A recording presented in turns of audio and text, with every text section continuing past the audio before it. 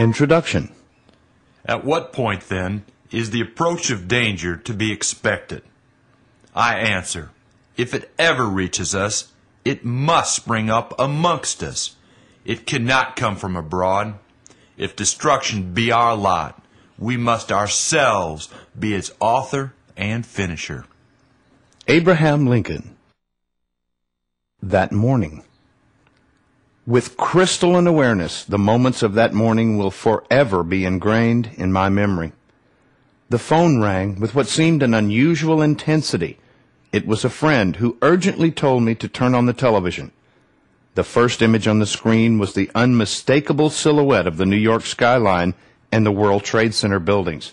However, there was something more, something different, the ominous ribbon of blackish smoke billowing out of the North Tower. The announcer was stunned and at a loss for words when out of the right side of the screen emerged a small and fast-moving shape that disappeared behind the Twin Towers. And then, the explosion. A yellow and red burst of horror-filled energy ballooned out of the South Tower. At that instant, a cold pulse went through my body. From the subjective stem of my soul, I felt the collective terror of the thousands of souls who were in the building. From the objective cortex of my intellect, I knew the Illuminati were initiating the first move of their deadly endgame. For innumerable hours of that day, more and more news came in. Other planes had been hijacked. The Pentagon was hit. The South Tower tilted and came down in a pyrotechnical display that seemed right out of Hollywood. The announcers did not know where the president was. The North Tower collapsed in an equally dramatic and terrifying fashion. The gigantic ball of gray dust billowed and chased thousands of onlookers down the streets. It was reported that up to 50,000 people could be dead. Another airliner was downed over Pennsylvania. It was reported that the vice president was in a secured underground bunker. All commercial jetliners were ordered to land.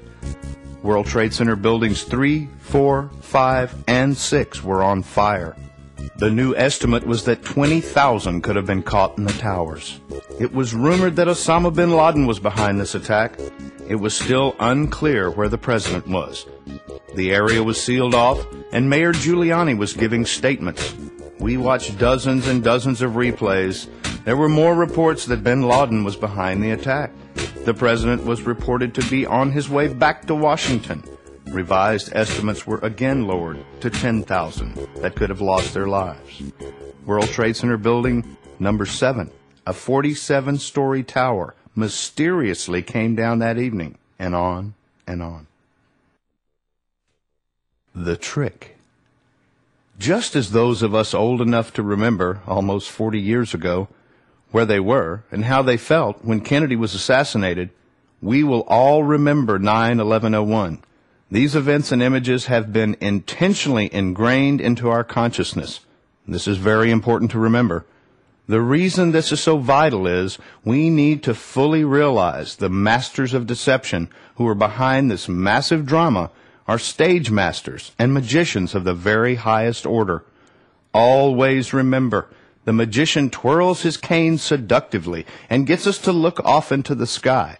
Yes, those jets did slam into the WTC and Pentagon, and almost 3,000 people died. To be sure, this was one of the most unjust, deadliest, and cold-hearted attacks on civilians in history. The personal terror and destruction generated were no illusions. At the same time, if we are to free ourselves of this matrix of fear, we must break out of the mental boxes that have been subliminally masterminded into our thought programs. The trick that has been played on us so successfully by the power elite is to create a massive cultural subconscious of primal fear.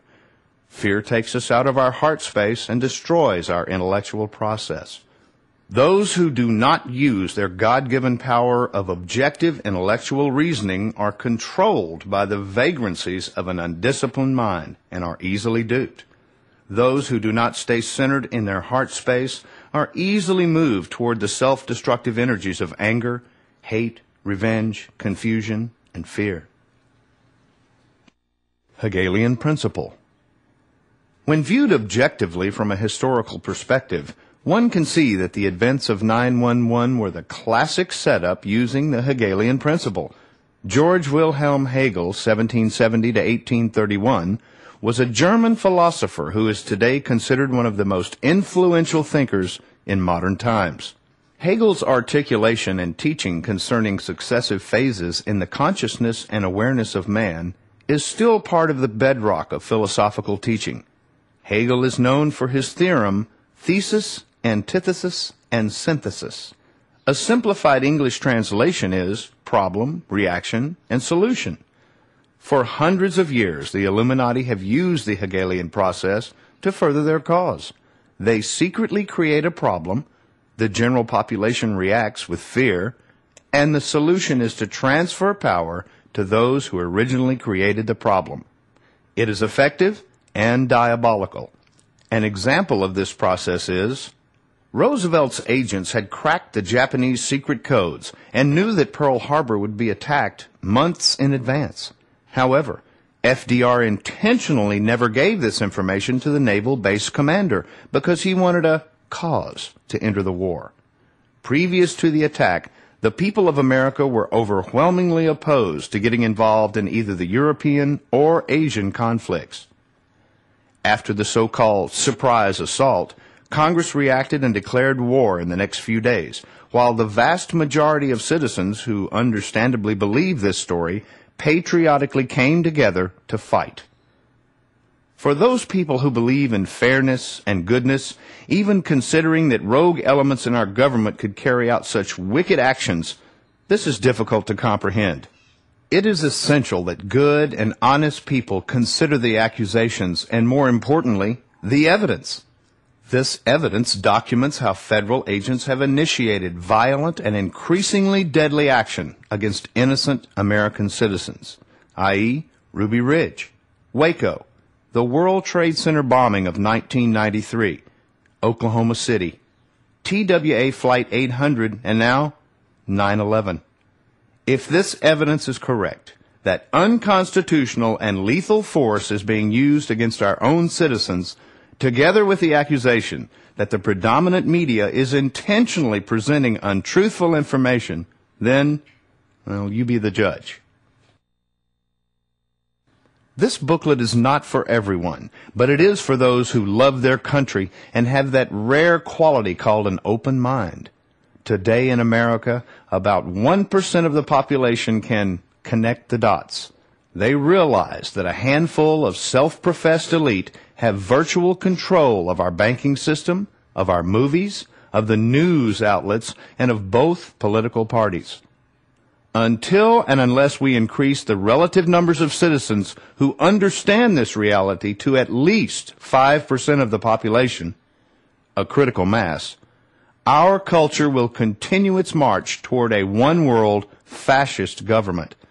This is definitely not fun to write or think about. However, it is a present truth, and as the Bible has said, let those who have ears listen. This booklet is presenting evidence that goes against everything that the mainstream media and political structure would have people believe. For many people, including myself, this is a very difficult pill to swallow. However, only by facing our fears will we be able to understand the truth and to live in real freedom and love. As Jesus said, the truth shall set you free.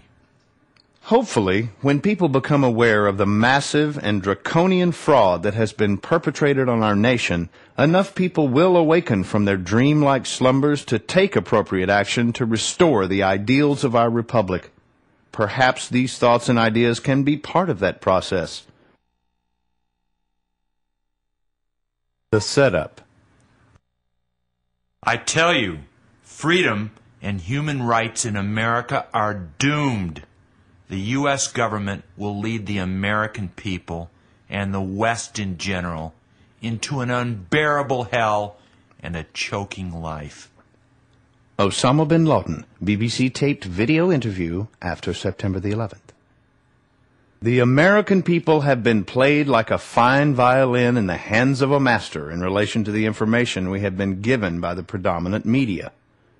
As soon as the 9/11 events began unfolding, the so-called experts immediately showed up on TV, and lo and behold, a very high percentage of these talking heads just happened to belong to the Council on Foreign Relations. The CFR is the primary political organization of the elite in the United States, and is described by former Senator and presidential candidate Barry Goldwater as an offshoot of a British secret society whose purpose is to destroy the sovereignty of the United States and create a one-world government. The following 14 points are objective pieces of factual information and relevant questions concerning events which took place before 9/11 that have been glossed over, misrepresented, or ignored by the government and media. Point number 1. In 1979, the CIA initiated a massive program of covert military aid to indigenous Islamic tribes in Afghanistan and Islamic volunteers from other nations who were in opposition to the Russian military invasion of that country. The Russians had formed a coalition with several Afghani tribes from the north of that country, which are referred to as the Northern Alliance.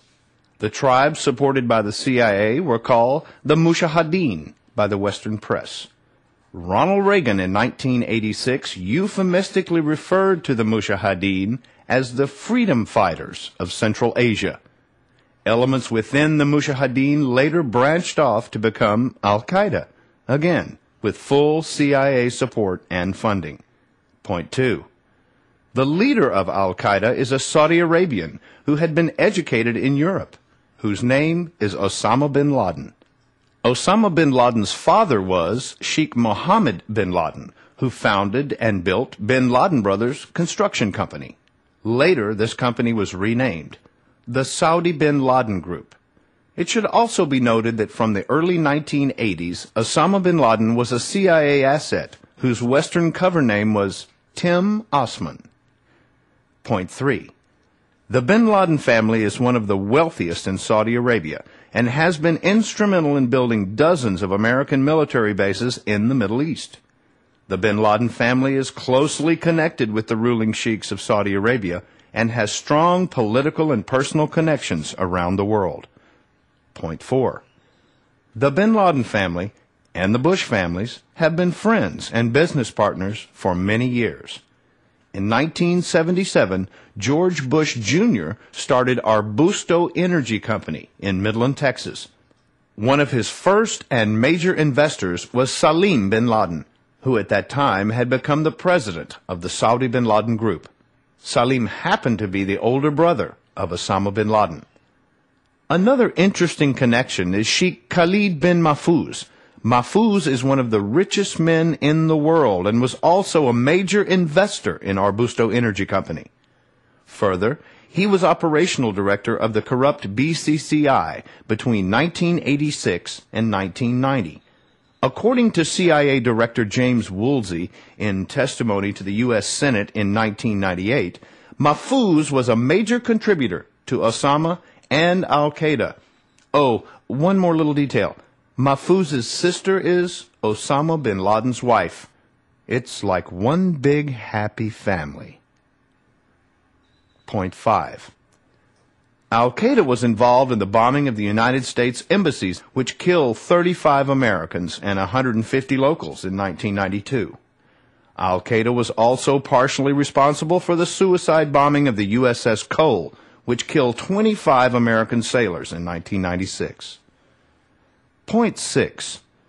Both Yemen and Sudan offered to extradite Osama bin Laden after the bombings of the embassies and the USS Cole. However, Secretary of State Madeleine Albright, who was appointed by Bill Clinton, refused to take bin Laden.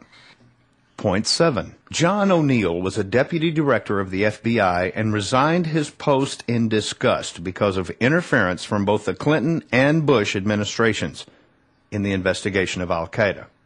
He allegedly said this: "The main obstacles to investigate Islamic terrorism were U.S. oil corporate interest." Mr. O'Neill had the misfortune to be hired as the director of security at the World Trade Center starting on 9/11/01.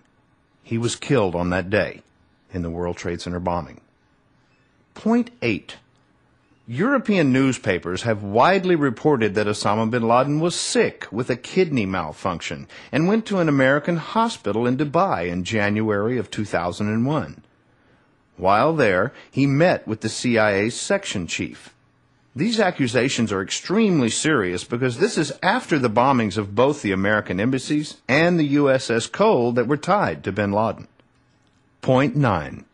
Intelligent people from around the world laugh at the mere idea that bin Laden could orchestrate the complex hijackings of 4 commercial airliners that took off from 3 different airports from a cave in the mountains of Afghanistan, 12,000 miles away. Point 10. In October of 1993, there was a car bombing of the World Trade Center. The bombing was not successful in bringing the building down because the car was parked too far away from the interior columns. Unfortunately, 34 people were killed. The bomber was a 43-year-old Egyptian, Imad Salim. According to stories from the New York Times, Salim was paid $1 million and was trained by the FBI to perform this reprehensible act. Salim figured out that he was being set up to be the patsy and taped John Antisev. Antisev, a top American FBI agent, told Salim to proceed with the bombing. The media is strangely quiet about this act of treason from within. This is incredible. Few people are aware that there was an attempt to blow up the Alfred P. Murrah building in Oklahoma City in 1985, 10 years before the last incident. The New American magazine has done a wonderful job of investigating and reporting about this group that initially tried to blow up the building and who live in Elohim City, Oklahoma. Many independent investigators believe this same rogue group was involved in the 1995 bombing and may have had support from elements within the FBI.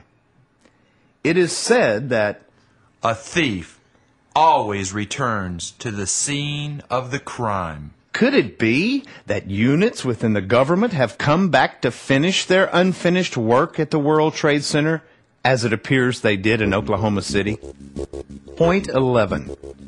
The United States government spends a minimum of $40 billion of our tax money a year on the FBI, CIA, and NSA.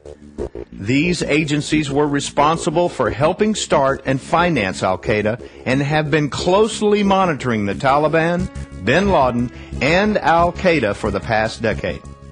Yet all of these agencies, with all their money and all their technology, flatly deny they had prior knowledge that there would be such an attack.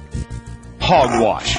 After the assault, these agencies were actually rewarded with significant increases in funding and were lauded by the administration and the press. This is sick stuff.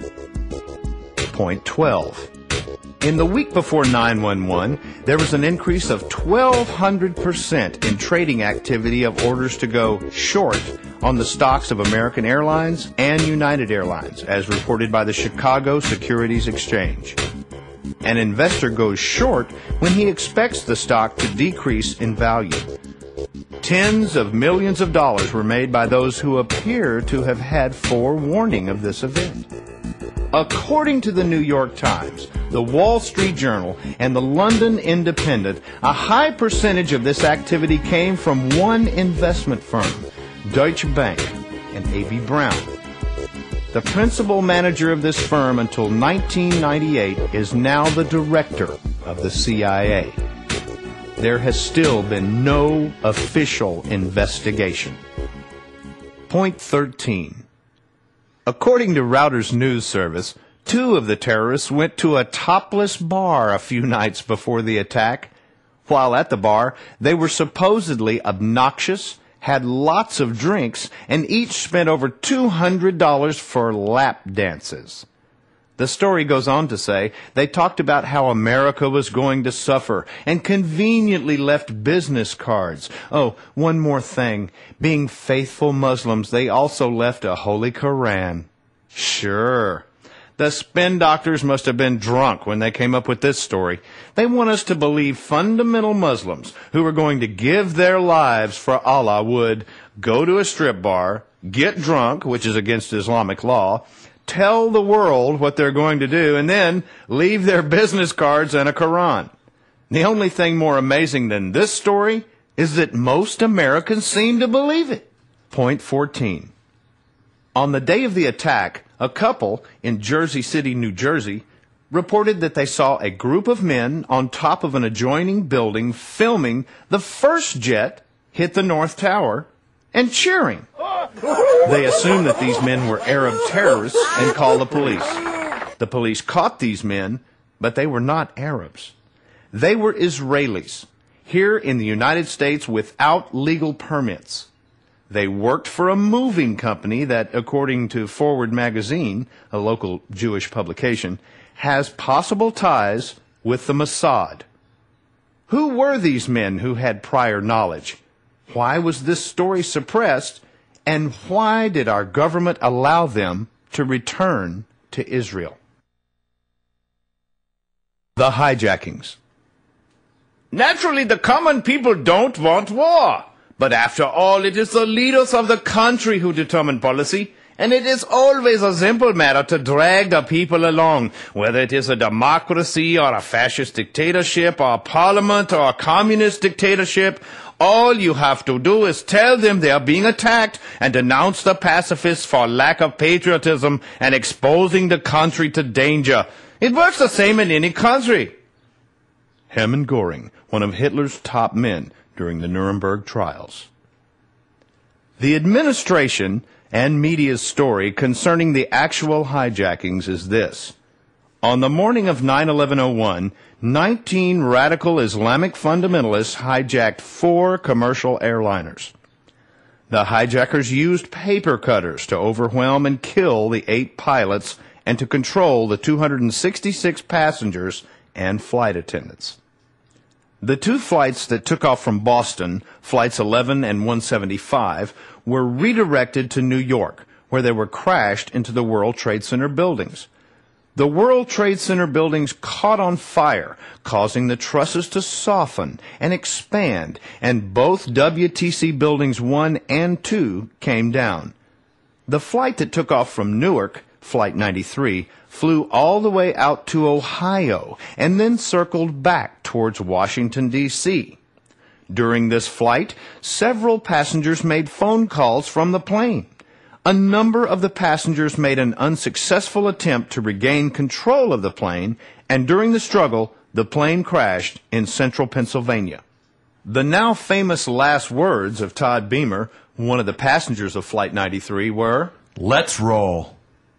The 4th flight, Flight 77, took off from Washington, D.C., flew across Virginia, West Virginia, and got to Ohio, turned around, and flew back to Washington, D.C., where it slammed into the Pentagon. This is the story that a vast majority of Americans have repeatedly been told and believe. The following list of objective facts, worthy questions, and valuable insights into this segment of the 9/11 events are essential to making good decisions as to what really happened. Point 15. Of the 8 pilots on the 4 flights, 6 had military experience and were considered men who could take care of themselves. Is it possible all 8 could be overwhelmed and killed by hijackers who were using paper cutters? Further, is it possible none of the 8 pilots could take any evasive actions or send out alerts to the FAA? Yes, these things are possible, but they are not probable. Point 16. 2 supposed pilots of hijacked Flight 77 were Khalid al-Midar and Nawak al-Hamzi. This is the flight that disappeared over Ohio, came back, and pulled off an extreme spiral maneuver, leveled off, and hit the Pentagon. Flight instructor Rick Garza at Sorby's Flying Club had this to say about our ace pilots. It was like Dumb and Dumber. I mean, they were clueless. It was clear to me they weren't going to make it as pilots. Point 17.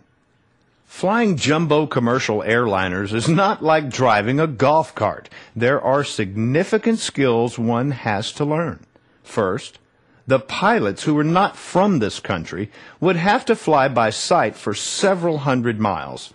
Secondly, the pilots on Flights 175 and 77 were said to have brought the planes down from 30,000 feet, performed fast and tight 280-degree veers, and hit their targets with bullseye precision, all by hand. Give me a break. A commercial airliner creates 1.5 to 2 times the normal gravity when it turns. With turns at this altitude, this speed, and this degree of tightness, the plane would be pulling 6 to 7 times normal gravity. According to experienced commercial pilots, these maneuvers would be virtually impossible for any but the most advanced pilots to accomplish. Point 18. Very few people are aware that the Telegraph, a paper out of New Hampshire, reported that flights 175 and 11 crossed paths at the same moment, directly above the Stewart International Airport in New Windsor, New York. What a coincidence! One of the controllers of this facility is reported to be also the controller of the Egypt Air Flight 990 that crashed in 1999, when the pilot supposedly committed suicide. Interesting. Point 19. It must also be noted the FAA has not released flight path information or the full voice recordings of the communications between the planes and the FAA. There are 2 black boxes on each large airliner, and these boxes are built to withstand major crashes. Thus, it is a bit strange that the FAA says that most of the information on all 8 black boxes of these flights was destroyed. Point 20. Few Americans are aware of a technology called Global Hawk. With this technology, flying drones, which look very similar to commercial planes, can be maneuvered with great precision. Many believe that this technology can also be used to override the manual or auto control of a commercial airliner, and perhaps could have been used on 911. 21.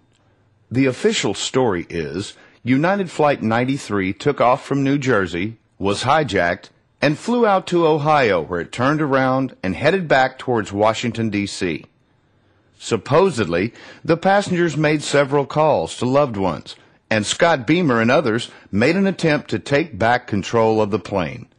During the fight, the plane crashed. The problem with this story is that the plane did not crash because of the fight. The plane was shot down. Here are the facts. 1. The debris was scattered over an 8-mile radius. 2. The debris was blown into tiny pieces. 3.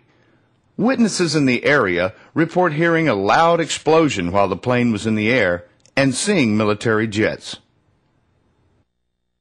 Point 22. Several years ago, professional golfer Payne Stewart was flying with friends out of Florida in a small private jet towards Dallas. Within a short period of time after takeoff, there was a malfunction in the plane, and the pilot and passengers passed out and lost contact with the FAA. Within 18 minutes, NORAD had scrambled an F-16 to fly next to this plane. Within 22 minutes, there were 4 F-16s flying in tandem with this disabled plane. This is all standard operating procedure, SOP. NORAD's Central Command headquarters are in Cheyenne Mountain, Colorado.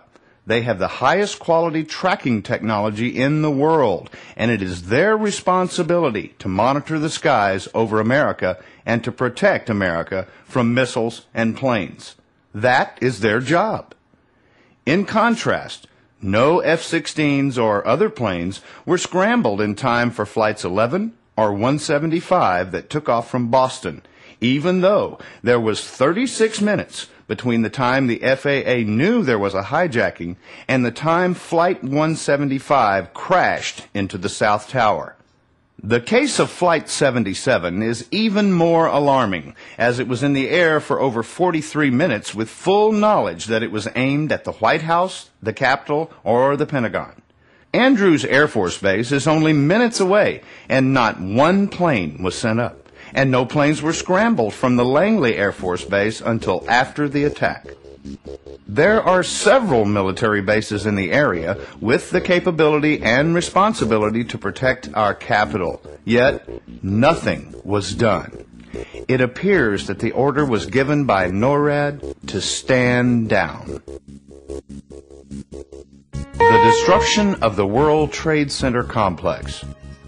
None are more hopelessly enslaved than those who falsely believe they are free. German philosopher Goethe. The whole world saw it. Those jets flew into the skyscrapers. There were enormous explosions, and the fires brought the buildings down. We all saw it with our own eyes. Everybody knows it. I have heard this or similar refrains from numerous people as they look at you with this incredulous gaze that someone would even doubt that it happened as explained on the tube. However, there is more to this story than meets the eye, especially the eye that has been exposed to the filter of corporate television. Point 23. Construction on the World Trade Center buildings 1 and 2, that's north and south, was commenced on September the 11th, 1971. At 1,350 feet, they were two of the tallest and most famous buildings on Earth. One fact most people did not know is that they were engineered and built like the proverbial brick outhouses. These buildings were over-engineered to withstand major storms and hits from large airliners. They were built with 47 enormous interior steel core columns, together with 236 large exterior steel columns that were welded and bolted together with steel plates. Further, there were steel trusses which crisscrossed, making a mesh that connected every other exterior column. Plus, there was diagonal bracing and steel rods connecting the trusses. There were also corrugated pans with poured concrete on every floor, and all of this was anchored in a very deep and heavy foundation. Point 24. The buildings were architecturally designed to absorb energy and to sway in storms. According to witnesses who were in the building relatively near to where the planes made contact, the towers briefly swayed for seconds as intended. Other witnesses in the area said that the noise and blasts were significant, but the tremor felt at the time of contact was minimal. Point 25. Fact: no steel-structured building in New York, the United States, or in the world has ever come down due to fire. In the last 100 years, literally dozens of steel buildings have caught on fire and burned for long periods of time and have not come down. A good example is the Meridian Plaza in Philadelphia, a 38-story office building that in 1991 had a hot fire. It burned on 8 floors for 19 hours, and 3 firefighters died combating the blaze, but it did not come close to bringing down the building. In contrast, the World Trade Center North Tower fire lasted 1 hour and 43 minutes. And the World Trade Center South Tower fire lasted 56 minutes. The fires in both towers burned significant proportions of rubble, sheetrock, carpet, furniture, etc., producing lots of black smoke, indicating they were burning inefficiently and were relatively cool fires. Point 26. The facts. A. Steel melts at 2,700 degrees Fahrenheit. B. Jet fuel, when mixed in precise proportions with air, will burn briefly at 1,800 degrees Fahrenheit. C. Because of the debris, carpeting, sheetrock, furniture, concrete, aluminum, etc., and lack of oxygen, the fire at the World Trade Center probably burned at 1,200 to 1,300 degrees Fahrenheit. Point 27. It must also be remembered that a significant portion of the fuel exploded outside of the buildings. The exterior columns were exposed to the air on 3 sides and would dissipate heat at a fast rate, and the beams and columns were coated with fireproofing materials. Point 28. The official story is the buildings came down at point of contact because the intensity of the fires caused the trusses to push out the columns. Yet, when one views the hole created in the North Tower by the plane, there are only relatively small fires, and the heat must not be excessive because you can see 2 people standing and staring out near the opening. Point 29. The top section of the South Tower began to tilt at approximately 9:59 a.m. At this moment, a large cloud of gray dust suddenly puffed out of the building. The 35 stories of the top section continued to tip to 23 degrees past vertical. At this point, the upper segment was hanging over the edge by approximately 65 feet. In frame-by-frame pictures, one can see the concentric and uniform mushrooming gray cloud rapidly expand to envelop the building. As this was happening, one can see debris being blown away from the building with an extremely powerful blast. The overhanging upper section of the building was then mysteriously shrouded and was never seen again. Then the whole building came straight down. Within an incredibly fast 10.4 seconds, the once mighty 1,350-foot tower was reduced to a pile of totally pulverized remains. Government story is that this building experienced a compression or pancake demolition caused from weakened trusses and weight from above. At first, this explanation sounds plausible, especially because this is what the television reports have told us time and time again. However, common sense would indicate that the center of gravity of the top section was not centered over the lower section. Thus, if there was a compression demolition of the building, it would not be uniform because the center of gravity was considerably off-center. Secondly, the severed top section that was tilting very much over the edge would fall somewhat independently. Third, this section would fall at a faster rate than the anchored lower section because it would not meet the resistance of the intact lower section. Fourth, the top and lower sections would break into pieces. They would not pulverize. None of these four things happened. Point 30. The complete demolition of the North Tower at 10:29 a.m. took only 8.1 seconds. The North Tower came neatly down upon itself, and its remains were equally powdered. Point 31. Facts are very stubborn things. According to the law of falling bodies, as originally put forward by Galileo and still accepted today by all scientists, as described in the World Book Encyclopedia under Falling Bodies, Law of, the total distance traveled at the end of any specific time in a total vacuum is calculated by this formula. Distance being d equals 32.16 divided by 2 times time in seconds squared. If there is any resistance, then the speed and time of the falling body slows down in relation to this resistance. In the case of the World Trade Center towers north and south, we know that the towers were 1,350 feet tall. Thus, you would have this equation for the fastest time of total drop in a vacuum. 1,350 equals 32.16 divided by 2 times time in seconds squared. This works out to 9.1627 seconds as the fastest time these buildings could come down. This presents some very interesting questions because the World Trade Center South Tower came down in 10.4 seconds, and the World Trade Center North Tower came down in 8.1 seconds. Additionally, there was resistance, and plenty of it.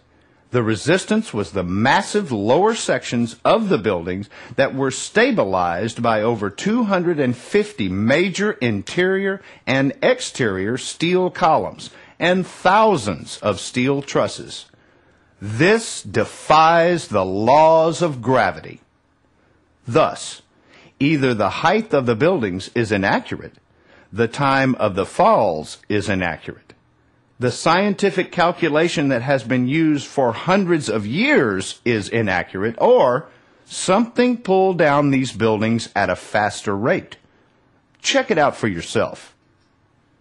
Point 32. Remember the gray cloud that concentrically blasted out and down the imploding buildings and chased thousands of New Yorkers down the streets while covering the whole area with a sand-like substance? What was that stuff? It was cement and other materials that had been crystallized. Could the blast of jet fuel create this crystallization? No, because at full blast, jet fuel only expands at 208 feet per second. Could a compression demolition do this? No. There is not enough latent energy. The cement would crack and break, but would not pulverize.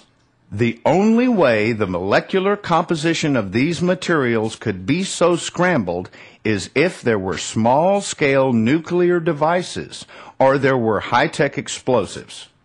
Since there are no unusual readings of radioactivity that can be confirmed, modern explosives are the logical choice.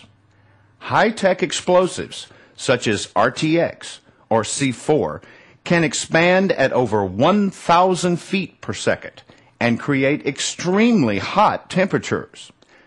Modern explosives could cause the crystallization of the building materials while creating a vacuum that could pull down the buildings at a faster rate than normal speed and leave a residue of extremely high temperatures. Point 33. FEMA put forward this hurried and very short explanation concerning the collapse of the World Trade Center's north and south buildings. Expansion of floor slabs and framing results in outward deflection of columns and potential overload. From this expert opinion, the administration and media have aggressively promoted the pancake theory, which claims that the floor trusses expanded, which caused the columns to buckle, the joints to break, and the floors then compressed upon themselves. However, an objective observer would consider these important points. A. Never before has any steel frame building come down because of fire. The World Trade Center fires only burned for relatively short periods of time and at low heat levels. B. For the World Trade Center buildings to react in this way, literally thousands of super heavy-duty joints and welds would have to snap at precisely the same instant. Remember, these particular buildings were engineered for expansion and flexibility. There was also fire retardant sprayed on all of the steel, and the burning patterns were inconsistent throughout the floors. C. A pancake collapse could not come down with such speed. D. A pancake collapse would not have the latent energy to crystallize the building materials, to shred aluminum, or blast rubble to such distances. E. A pancake collapse would not create or maintain the astronomical heat patterns which were recorded and were monitored for weeks afterwards. Point 34. On September the 16th, 5 days after the attack, NASA flew a plane over the site to take measurements and to create a thermal surface map. In this period of time, hundreds of truckloads of debris had already been carried off, and firemen had sprayed millions of gallons of water on the smoking rubble. The results show that there were several hot spots with temperatures over 1,000 Fahrenheit on the surface, with one spot at the South Tower that recorded 1,377 degrees. Most of us noticed that the area continued to smoke for weeks.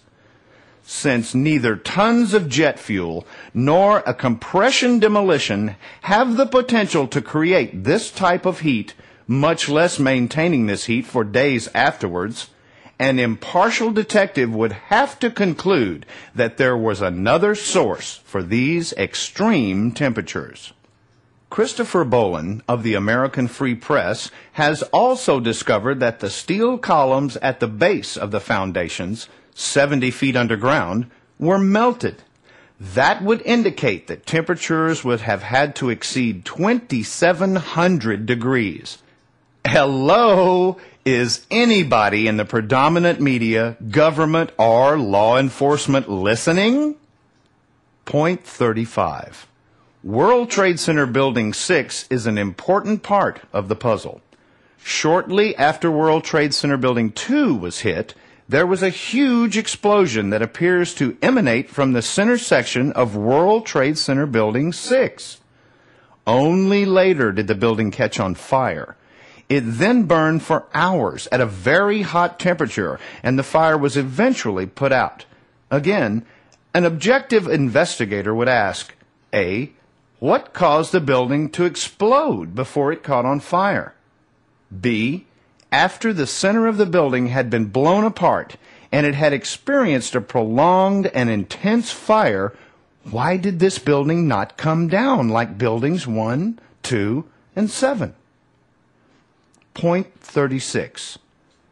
The facts surrounding World Trade Center Building 7, a 47-story building, are even more bizarre. World Trade Center Building 7 was built on top of a major electrical substation that housed 10 large transformers. Further, the landlord had allowed the tenants to install large diesel fuel tanks with a capacity of over 42,000 gallons to take care of emergency power generation in the building. Some of the major tenants in the building were Mayor Giuliani, who had built a $13 million control bunker in this building, the CIA, the Department of Defense, and the Secret Service. It seems quite strange that the mayor would build such an expensive bunker in a building that was on top of such potentially explosive tanks and transformers. Additionally, World Trade Center Building 7 was not reported to be on fire until 3 p.m. This is 5 hours after World Trade Center 1 and 2 had collapsed. These fires were relatively minor and had been burning for less than 3 hours when the whole thing came tumbling down at 5:25 p.m. It appears from pictures to be a totally conventional demolition. There were no huge explosions. The building walls fell neatly in on themselves, and the rubble was cracked and broken, not pulverized. It is of interest that neither FEMA nor anyone else made a report or even made a suggestion as to what had happened to this huge building that housed some very interesting tenants. Point 37. It is said that every picture tells a story. And in the case of the seismic activity as documented by Columbia University Seismology Group, there are some very interesting stories. The South Tower registered a tremor of 2.1 and came down in approximately 10.4 seconds. The North Tower registered a tremor of 2.3 and came down in just slightly over 8 seconds. The pattern that is registered for World Trade Center Buildings 1 and 2 indicates a series of bombs were detonated in cadence, with the last explosion being the largest charge. The pattern as registered by the fall of World Trade Center Building 7 is significantly smaller in magnitude and is the signature of a conventional demolition. The attack on the Pentagon. They that give up essential liberty to obtain temporary safety deserve neither liberty nor safety.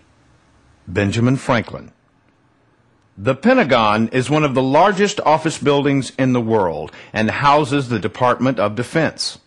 It sits on the Potomac River in Arlington, Virginia, directly across from Washington, D.C. The building is a traditional 5-sided pentagon and has 5 concentric rings that are connected by passageways.